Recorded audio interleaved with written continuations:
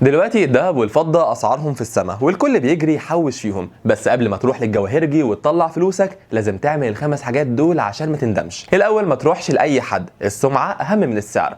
دور على تاجر قديم وشاطر بس مش بياع وخلاص، لا ده حد يكون فاهم في السوق عشان يعرف ينصحك تشتري امتى وتستنى امتى. واعرف سعر اللحظة، الذهب سعره بيتغير بالدقيقة. قبل ما تدخل المحل افتح الموبايل واعرف سعر الأوقية دلوقتي، وخلي بالك ان القطع الصغيرة الربع والنص أوقية مصنعيتها بتبقى اغلى من السبيكه الكبيره. وطبعا الاستلام يد بيد، لو مفيش استلام فوري للسبيكه في ايدك يبقى تاخد ورقه رسميه ومختومه بموعد التسليم بالظبط. اوعى تدفع فلوسك وتخرج وايدك فاضيه من غير ضمان. وبلاش اندفاع، الذهب استثمار طويل الامد، ما تشتريش وانت خايف او عشان شفت الناس كلها بتشتري. اهدى واقرا واتعلم الاول عشان ما تدفعش اكتر من قيمه الحاجات الحقيقيه. وخلي بالك وانت بتشتري اونلاين او بتتعامل مع صفحات، اوعى تدي ارقام فيزتك او بياناتك الشخصيه لحد مش معروف. الذهب غالي بس بياناتك اغلى. بس تفتكروا دلوقتي الاسعار هتثبت ولا لسه في زياده؟ شاركونا في الكومنتس.